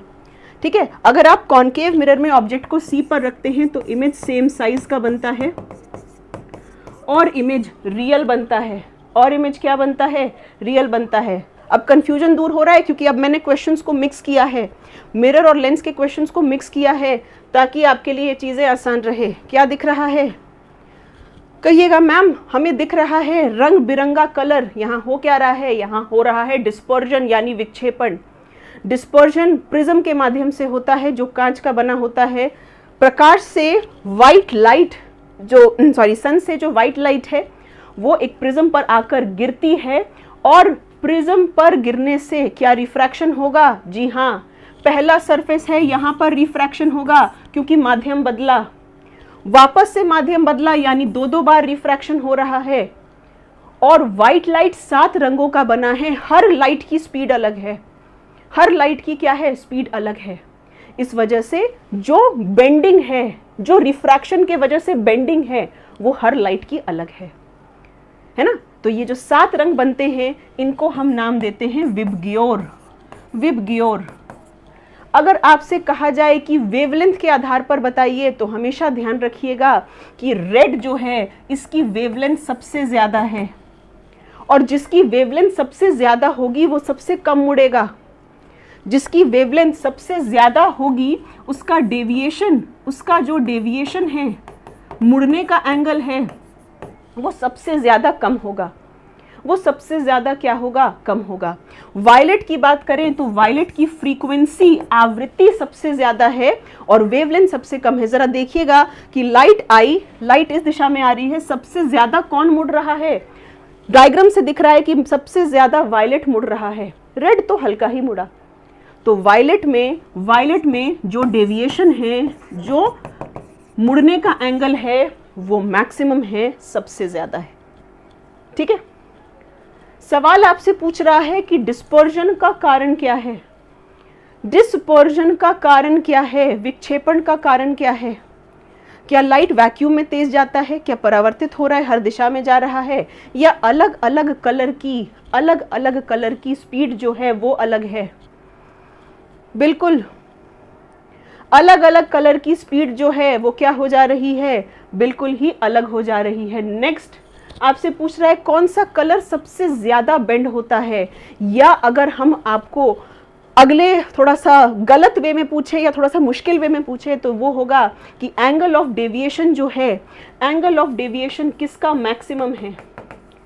एंगल ऑफ डेविएशन किसका क्या है, किसका मैक्सिमम है? क्या आंसर देंगे? कहिएगा एंगल ऑफ डेविएशन वायलेट का मैक्सिमम है। वायलेट का मैक्सिमम है क्योंकि वायलेट की जो वेवलेंथ है वो सबसे कम है। ठीक है। रेड का एंगल ऑफ डेविएशन मिनिमम है, यानी रेड सबसे कम मुड़ता है। ठीक है। क्वेश्चन नंबर 30 आने से पहले हम लोग स्कैटरिंग समझेंगे, प्रकीर्ण समझेंगे। स्कैटरिंग यानी प्रकीर्ण क्या है? जब भी लाइट किसी ऑब्स्टिकल से, ऑब्स्टिकल मतलब किसी भी रुकावट से टकराता है, वो कोई गैस मॉलिक्यूल हो सकती है, पानी की बूंद हो सकती है, धूल धक्कड़ हो सकते हैं, वो उस लाइट को अलग अलग दिशा में अलग अलग तरीके से मोड़ देते हैं। इसी मोड़ने को, इसी बिखेरने को प्रकीर्ण यानी स्कैटरिंग कहते हैं। अब हमेशा याद रखिएगा ये स्कैटरिंग भी वेवलेंथ पर ही निर्भर करती है। जिसकी वेवलेंथ ज्यादा है, जैसे लाल की वेवलेंथ सबसे ज्यादा है, तो उसका बिखराव या उसका प्रकीर्ण सबसे कम होगा। आसमान नीला क्यों है? आसमान नीला इसीलिए है क्योंकि ब्लू की वेवलेंथ कम की तरफ है। वायलेट, इंडिगो, ब्लू, जो ब्लू है, नीला की वेवलेंथ कम है, स्कैटरिंग ज्यादा है, इसीलिए आसमान नीला दिखता है। समुद्र नीला इसीलिए दिखता है स्कैटरिंग की वजह से। ठीक है। सो ये है स्कैटरिंग यानी प्रकीर्ण। अब आपसे पूछ रहा है कि बताइए स्कैटरिंग कौन सा फिनोमेना है, स्कैटरिंग कौन सा प्रकीर्ण है? कमेंट बॉक्स में जरा जल्दी से आंसर देंगे। स्कैटरिंग यानी प्रकीर्ण कौन सी है? रिफ्लेक्टेड बैक, बिल्कुल। लाइट अपनी दिशा बदल देता है क्योंकि हमारे एटमॉस्फेयर में बहुत सारी चीज़ें होती हैं, धूल धक्कड़ हो सकते हैं, पानी की बूंदें हो सकती हैं, बहुत सारी चीज़ें हो सकती हैं जो लाइट को अलग अलग दिशा में मोड़ देती हैं। Question number 31, scattering of light को बढ़ावा कौन देगा? इनमें से कौन सा ऐसा फैक्टर है जिससे जो स्कैटरिंग है, प्रकीर्ण है, वो ज्यादा होगी? स्कैटरिंग यानी प्रकीर्ण ज्यादा किस वजह से होगी? जल्दी जल्दी से आंसर करेंगे। ज्यादा स्कैटरिंग होने का कारण क्या है? ज्यादा स्कैटरिंग होने का कारण है कम वेवलेंथ या फ्रीक्वेंसी ज्यादा। जितनी ज्यादा कम वेवलेंथ होगी उतने ज्यादा स्कैटरिंग हो जाएगी। ये रहा आपके सामने सही जवाब, option number C. Question number 32, Archana जो है वो स्कूल से लाइव क्लास कर रही हैं। भाई अर्चना बहुत डांट सुनी है मेरे से, ठीक है, लेकिन खैर जो करीबी होते हैं वही डांट सुनते हैं। नहीं, आज स्कूल से लाइव क्लास कर रही है। चलिए अर्चना, उम्मीद करती हूँ कि आप अपने आसपास बिल्कुल वैसे ही पॉजिटिविटी जैसे क्लास में बिखेरती थी, डांट सुनने के बाद भी बिखेरती रहो और बच्चों को डांटती रहो। क्वेश्चन नंबर 32, आसमान का नीला रंग क्यों होता है? आसमान का नीला रंग होता है किसके कारण? स्कैटरिंग के कारण, क्योंकि वायलेट, इंडिगो, ब्लू, इन सब की वेवलेंथ कम है। कम वेवलेंथ तो स्कैटरिंग ज़्यादा। कहिएगा मैम फिर वायलेट काहे नहीं दिखता आसमान? आसमान वायलेट क्यों नहीं दिखता? आसमान वायलेट इसीलिए नहीं दिखता क्योंकि क्या होता है, वायलेट के लिए आपकी आंखों की कोन्स उतनी सेंसिटिव नहीं है। आंखों की जो कोन्स हैं वो उतनी सेंसिटिव नहीं है वायलेट के लिए, ठीक है। सो ये होगा आपका स्कैटरिंग के वजह से। क्वेश्चन नंबर 33, सनराइज और सनसेट के वक्त, बहुत प्यारा क्वेश्चन और एकदम वन ऑफ द दिल के करीब वाला क्वेश्चन है एनसीईआरटी का, है ना। एनसीईआरटी के दिल के करीब वाला सवाल है आपसे। सवाल आपसे क्या पूछ रहा है, सनराइज और सनसेट के दौरान सूर्योदय और सूर्यास्त के समय में सूर्य लाल काहे दिखता है? सूर्य लाल काहे दिखता है? सूर्य लाल काहे दिखता है सूर्योदय और सूर्यास्त के वक्त? What is the exact reason? कारण बताएं आपको। ये रहे आप अर्थ पर, पृथ्वी पर, ठीक है। सूर्योदय और सूर्यास्त के वक्त जो सूर्य होता है वो क्षितिज के पास होता है, होराइजन के पास होता है, और इस वक्त दूरी ज्यादा होती है ना। यानी यहाँ से जो लाइट आ रही है वो देखिए इतनी दूरी तक आपके पास आ रही है। अब इतनी दूरी में जो कम वेवलेंथ की लाइटें हैं, जो कम वेवलेंथ की लाइट है, जिनकी वेवलेंथ कम है, वो सब स्कैटर हो जा रही है, वो सब बिखर जा रही है। सबसे ज़्यादा वेवलेंथ, सबसे ज़्यादा तरंग दैर्घ्य रेड लाइट की है, इसीलिए आपकी आंखों में जो रोशनी पहुंच रही है वो कौन सी पहुंच रही है? रेड पहुंच रही है, ठीक है। सो हमेशा ध्यान रखेंगे कि बाकी सब स्कैटर हो जा रहा है, आंखों में जो रोशनी पहुंच रही है वो कौन सी पहुंच रही है? रेड पहुंच रही है। इसका कारण भी स्कैटरिंग है। किसी ने कमेंट बॉक्स में लिखा है कि मैम 2 मिनट पहले और 2 मिनट बाद। अब आपने बात छेड़ दी है तो बात दूर तक जाएगी। जरा बताइएगा कि सूर्योदय से पहले 2 मिनट पहले ही आपको सूर्य दिख जाता है और सूर्यास्त के 2 मिनट बाद भी आपको सूर्य दिखता रहता है, तो ये जो कुल मिला के 4 मिनट का अंतर है, ये क्यों होता है? इसका कारण क्या है? Dispersion, scattering, reflection, refraction. एक तो सवाल ये था कि सूर्योदय और सूर्यास्त के वक्त सूर्य लाल क्यों दिखता है, तो उसका जवाब तो स्कैटरिंग है। हमने आपसे पूछा कि ये 2 मिनट पहले और 2 मिनट बाद का जो चक्कर है वो क्यों होता है? वो क्यों होता है? बहुत बढ़िया, वो रिफ्रैक्शन के वजह से होता है, वो अपवर्तन के वजह से होता है, क्योंकि फिर से सूर्योदय या सूर्यास्त के वक्त जो सूर्य होता है वो क्षितिज के पास होता है और ये रहे आप, ठीक है। अब यहाँ से जो लाइट आ रही है ये मुड़ती हुई आती है, ये एटमॉस्फेयर की अलग अलग परतों से ऐसे मुड़ती हुई आती है, लेकिन ह्यूमन आई का नेचर है कि उसको लाइट हमेशा सीधी दिखती है। तो असल में सूर्य क्षितिज के नीचे होता है लेकिन हम लोगों को बिल्कुल सीधा दिखता है। तो 2 मिनट पहले और 2 मिनट बाद, 2 मिनट पहले और 2 मिनट बाद का क्यों होता है? रिफ्रैक्शन के वजह से होता है। ध्यान रखिएगा, कंफ्यूज मत करिएगा। अगला सवाल, इनमें से डिस्पर्जन की वजह से कौन बनता है? फिर से बढ़िया सवाल है। डिस्पर्जन के वजह से, विक्षेपण के वजह से कौन बन रहा है? डिस्पर्जन, विक्षेपण के वजह से कौन बन रहा है यहाँ पर? क्या blue colour of the sky है? जी नहीं, blue colour of the sky तो स्कैटरिंग के कारण है। सनसेट के वक्त भी स्कैटरिंग के कारण है। तारों का टिमटिमाना क्यों है? तारों का टिमटिमाना रिफ्रैक्शन के कारण है। डिस्पर्जन के कारण क्या बन रहा है? रेनबो बन रहा है। कैसे बन रहा है डिस्पर्जन के कारण रेनबो? रेनबो तब बनता है, कब बनता है? बारिश के बाद। तो बारिश की छोटी छोटी बूंदें प्रिज्म की तरह काम कर रही हैं। व्हाइट लाइट हवा से पानी में आती है, माध्यम चेंज होता है। जब भी माध्यम चेंज होगा रिफ्रैक्शन होगा, यानी यहाँ पर रिफ्रैक्शन है, अपवर्तन है। रिफ्रैक्शन यानी अपवर्तन तो है, लेकिन ये पानी की बूंदें प्रिज्म की तरह भी काम कर रही हैं और प्रकाश को 7 रंगों में विभाजित कर रही हैं, यानी ये रहा डिस्पर्जन। इसके बाद क्या है? इसके बाद है इंटरनल रिफ्लेक्शन यानी आंतरिक परावर्तन, और फाइनली दोबारा रिफ्रैक्शन। सो रेनबो बनने के लिए 2 रिफ्रैक्शन, 1 डिस्पर्जन और 1 इंटरनल रिफ्लेक्शन। आपसे पूछा डिस्पर्जन की वजह से इनमें कौन दिख रहा है, इसीलिए क्या होगा आंसर? आंसर क्या होगा? ये होगा ऑप्शन नंबर ए। चलिए, क्रिटिकल एंगल क्रांतिक कोण के लिए क्या है भाई?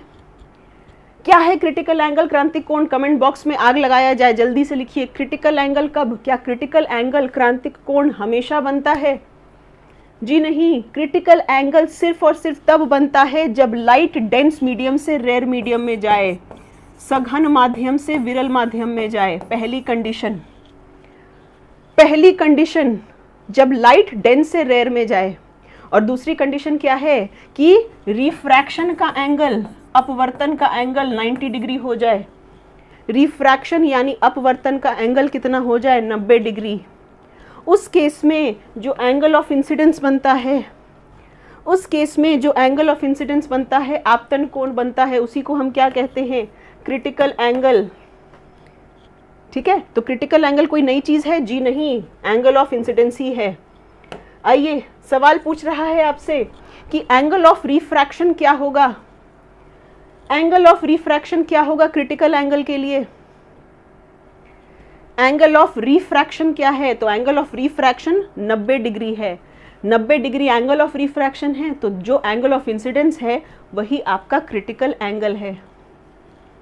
अगला सवाल, अगर एंगल ऑफ इंसिडेंस बड़ा है ना, आपका मन नहीं भरा, आपका कहना है कि अब हम एंगल ऑफ इंसिडेंस को इतना बड़ा बनाएंगे कि ये क्रिटिकल एंगल से भी बड़ा होगा, ये क्रिटिकल एंगल से भी बड़ा होगा, क्रांतिक कोण से भी बड़ा होगा। अब क्या किया जाए ऐसी स्थिति में, ऐसे केस में जिस माध्यम में लाइट जाएगी उसी माध्यम में वापस लौट आएगी। इसी को तो हम टोटल इंटरनल रिफ्लेक्शन कहते हैं, यानी पूर्ण आंतरिक परावर्तन कहते हैं। इसी के वजह से डायमंड चमकती है, इसी के वजह से मिराज बनता है, इसी के वजह से ऑप्टिकल फाइबर काम करती है। एंडोस्कोपी जो पेट वगैरह की समस्या देखने के लिए कराई जाती है, वो सब इसी पर काम कर रहे होते हैं। ठीक है, नेक्स्ट पर चले।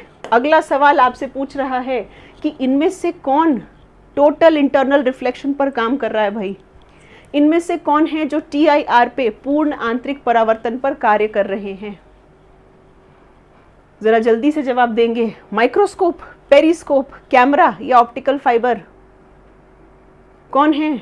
ये हैं आपके ऑप्टिकल फाइबर। अगला सवाल, नियर पॉइंट ऑफ द आई। क्या है नियर पॉइंट? नियर पॉइंट का मतलब है वो न्यूनतम दूरी जहां पर आप स्पष्ट देख सकते हैं। अगर मैं आपकी आंखों के ऊपर फोन लगा दूं तो क्या आपको दिखेगा? जी नहीं, आपको थोड़ी सी दूरी चाहिए कि चीजें आपको स्पष्ट रूप से दिख सके। तो न्यूनतम दूरी जहां पर चीजें आपको स्पष्ट रूप से दिखती हैं वही है नियर पॉइंट, और ये होता है 25 सेंटीमीटर। ये क्या होता है? ये होता है आपका 25 सेंटीमीटर। ठीक है, अगले सवाल पर चल सकते हैं। हाइपरमेट्रोपिया में क्या है भाई? कौन सी बीमारी है हाइपरमेट्रोपिया? हिंदी में दूरदृष्टि दोष कहते हैं, लेकिन हिंदी माध्यम का नाम सुनिएगा तो चीजें गड़बड़ हो जाएंगी। हाइपरमेट्रोपिया का मतलब है कि जब आप अपने घर वालों को देखते हैं कि वो मोबाइल एक दूरी पर रख कर देखते हैं या न्यूज़पेपर एक दूरी पर रख कर देखते हैं। क्यों? क्योंकि पास में दिक्कत है, दूर में कोई दिक्कत नहीं है। ये तब होता है जब आपका इमेज रेटिना के पीछे बनता है। ये दिक्कत तब आती है जब आंखों में जो इमेज है वो रेटिना यानी दृष्टि पटल के पीछे बन रही है। तो आपसे पूछा जा रहा है कि यहाँ पर दिक्कत किस चीज में है? यहाँ पर हमेशा ध्यान रखिएगा, दूर साफ दिख रहा है और पास जो है वो धुंधला दिख रहा है ना? अगर दूर साफ है तो क्या यहाँ पर फार पॉइंट में कोई दिक्कत है? जी नहीं, फार पॉइंट में कोई दिक्कत नहीं है, वो इन्फिनिटी ही है। चूंकि आपको पास की चीज में दिक्कत आ रही है तो इसका मतलब है कि आपकी नियर पॉइंट जो है वो 25 सेंटीमीटर से दूर चली गई है। तभी लोग मोबाइल ऐसे नहीं रख के ऐसे देखते हैं। ठीक है, क्योंकि उनका नियर पॉइंट, उनका निकटतम बिंदु 25 सेंटीमीटर नहीं 25 सेंटीमीटर से ज्यादा हो गया है। अगला सवाल, अगर कोई इंसान 1 मीटर से परे नहीं देख रहा तो इसका मतलब क्या है? हमेशा याद रखिएगा, नॉर्मल आंखें 25 सेंटीमीटर से लेके इन्फिनिटी यानी अनंत तक देख सकती हैं। ठीक है, न्यूनतम दूरी जो आप देख सकते हैं 25 सेंटीमीटर, अधिकतम दूरी जो आप देख सकते हैं इन्फिनिटी यानी अनंत।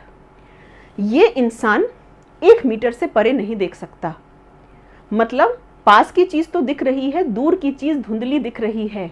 इसका मतलब है कि इस व्यक्ति को मायोपिया है, इस व्यक्ति को मायोपिया है।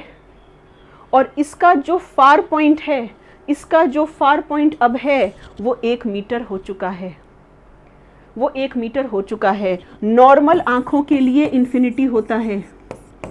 अगर आपको आंखों की बीमारी नहीं है तो इन्फिनिटी होगी, तो इन्फिनिटी होगी। आपसे पूछ रहा है फार पॉइंट कितना है, ठीक है। देखिए जो भी लोग ए आंसर दे रहे हैं प्लीज मेरी बात समझिएगा। मायोपिया में पास की दृष्टि साफ होती है।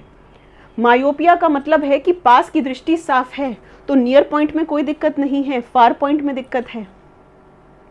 इसकी फार पॉइंट इन्फिनिटी नहीं, अब 1 मीटर है। बढ़िया सवाल था, गलत किए हो सारे लोग। प्रेस बायोपिया, प्रेस बायोपिया कौन सी बीमारी है? प्रेस बायोपिया ऐसी बीमारी है जो उम्र के साथ होती है, क्योंकि पास और दूर का ये जो सामंजस्य है, इसी को समंजन क्षमता कहते हैं, पावर ऑफ अकोमोडेशन कहते हैं। इसी को पावर ऑफ अकोमोडेशन का नाम दिया जाता है, ठीक है। अब जरा बताइएगा जल्दी जल्दी से फटाफट से कि ये क्यों हो रहा है प्रेस बायोपिया। प्रेस बायोपिया इसीलिए हो रहा है क्योंकि उम्र के साथ हमारी सीलरी मसल की जो फ्लेक्सिबिलिटी है, लचीलता है, वो कम होती चली जा रही है, और उसके वजह से हमारी पावर ऑफ अकोमोडेशन, समंजन क्षमता कम हो रही है। इसी वजह से हम लोग बाइफोकल लेंस का इस्तेमाल करते हैं। एस्टिग्मैटिज्म, एस्टिग्मैटिज्म में कुछ ऐसा दिखता है। नॉर्मल विजन सामान्य दृष्टि है, जब आपको चीज़ें ऐसे स्पष्ट दिखती हैं, और ये है एस्टिग्मैटिज्म जहाँ पर आपको लाइट की सोर्सेज इस तरह से धुंधली नज़र आ रही है। क्या कारण है एस्टिग्मैटिज्म का? कल भी सेशन में, यूट्यूब के सेशन में हमने इस तरह के सवाल कराए थे आपको। क्या कारण है एस्टिग्मैटिज्म का? एस्टिग्मैटिज्म का कारण है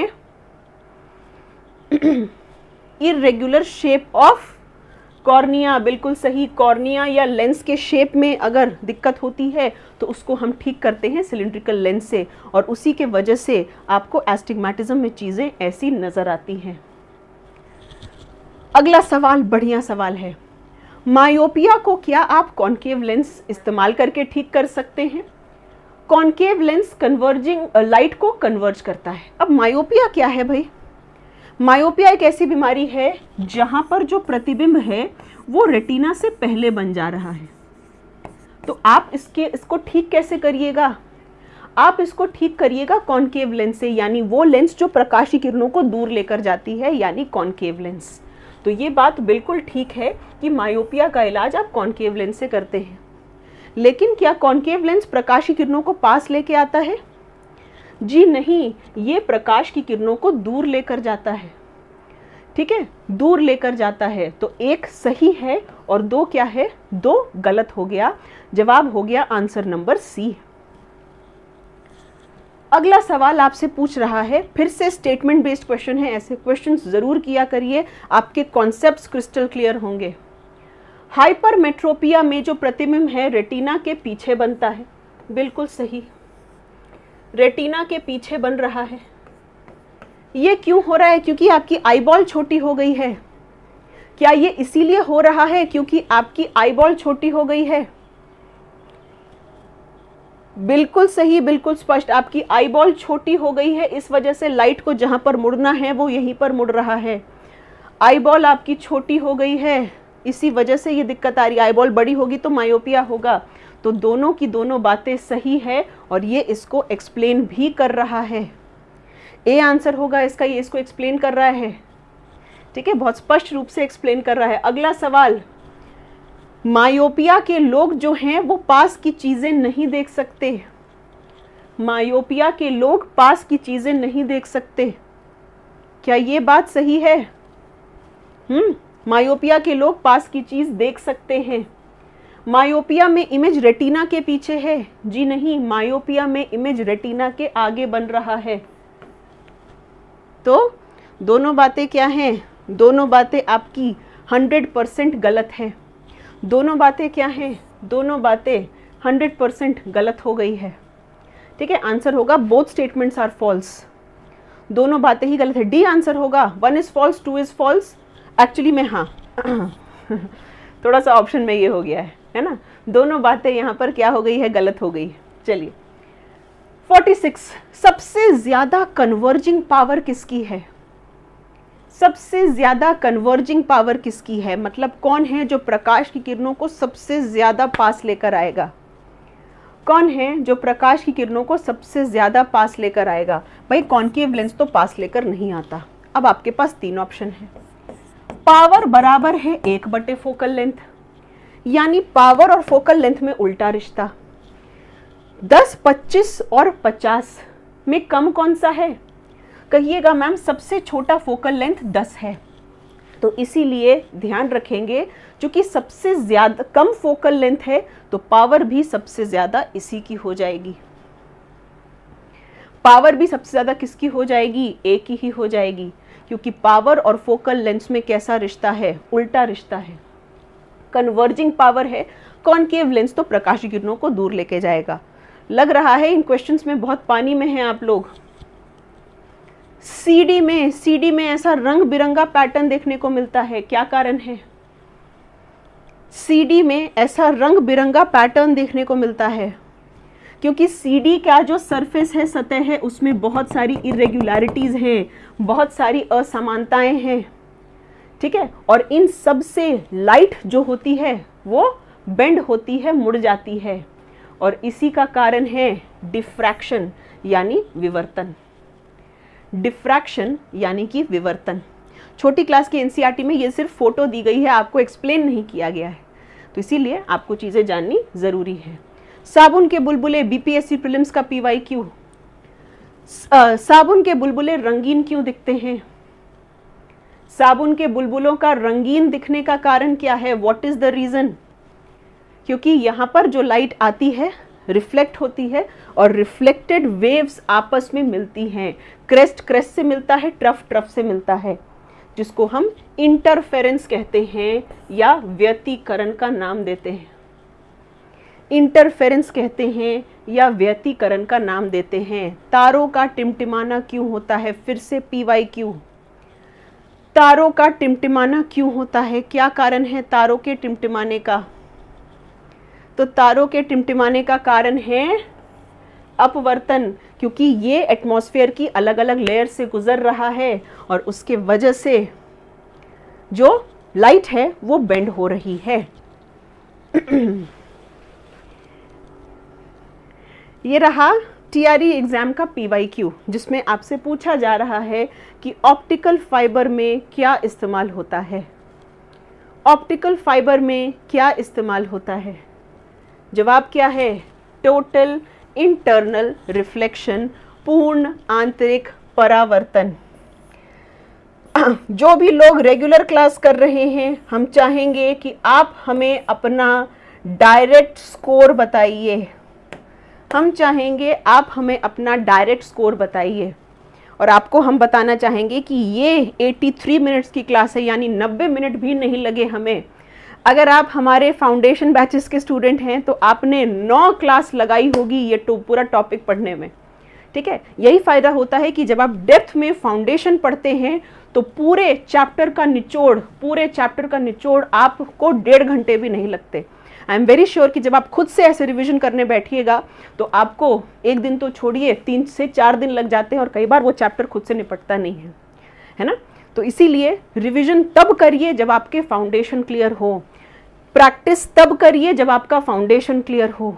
एनसीईआरटी पढ़िए, और अगर आप हमसे पढ़ना चाहते हैं, अर्जुन बैच, लक्ष्य बैच, समर्थ बैच, हमारे सारे बैचेस ऑनगोइंग है टीचिंग एग्जाम्स के लिए। लक्ष्य बैच आप ज्वाइन कर सकते हैं TGT PGT, सफलता बैच आप ज्वाइन कर सकते हैं बीपीएससी प्रीलिम्स के लिए, क्योंकि आज जो मैंने बीपीएससी प्रीलिम्स में जितने भी लाइट के क्वेश्चंस आए थे उन सबको यहाँ पर इंक्लूड कर दिया था, इन सबको यहाँ पर इंक्लूड कर दिया, और आपने देखा होगा कि सारे कॉन्सेप्ट्स को हमने यहाँ पर मोर और लेस टच कर दिया है, ठीक है। सो रिविजन इसी तरीके से करिए, और रिविजन करने के लिए अपने फाउंडेशन पर ज़रूर सबसे पहले काम करिए। तो जो आप लोगों की डिमांड रहती है ना कि मैम सिर्फ MCQ सेशन, MCQ बहुत इंपॉर्टेंट है, बट थ्योरी के साथ जब आप MCQ करते हैं तो आपकी तैयारी में बिल्कुल 4 चांद लग जाते हैं। अब आपको ज़रूर लग जाना चाहिए। आप लोगों ने ज़रूर आज न्यूज़पेपर में बहुत अच्छी प्यारी खबर जो होगी वो देख ली होगी कि भर्ती जो है वो बहुत जल्दी आने वाली है, ठीक है। और ऐसे ही क्वेश्चंस का पिटारा है हमारे साइंस की बुक में। तो बीपीएससी साइंस की जो हमारी क्लास नोट्स एमसीक्यू की जो बुक है वो 10 तारीख से डिस्पैच होनी शुरू हो जाएगी। और ऐसे ही 2000 से ऊपर एमसीक्यूज़ हैं, जैसे क्वेश्चंस आपने आज किए उससे भी और बेहतरीन क्वेश्चंस पूरे साइंस के, फिजिक्स, केमिस्ट्री, बायोलॉजी, एनवायरनमेंट के सारे क्वेश्चंस हैं जो आपके टीचिंग एग्जाम्स के लिए, बीपीएससी टीआरई के लिए बहुत ज़्यादा हेल्पफुल हैं। सिर्फ पीवाईक्यूज़ नहीं हैं बल्कि खुद एनसीईआरटीज़ के चैप्टर के अंदर से बनाए गए सवाल हैं। तो आप में से जो भी लोग इसकी प्री बुकिंग करवाना चाहते हैं आप ज़रूर करवा सकते हैं। अभी इस पर 100 रुपीज़ से ऊपर का डिस्काउंट चल रहा है और शिपिंग भी हमारे साइट से फ्री है। 10 तारीख के बाद शिपिंग चार्ज जो होगी वो आपकी लग जाएगी।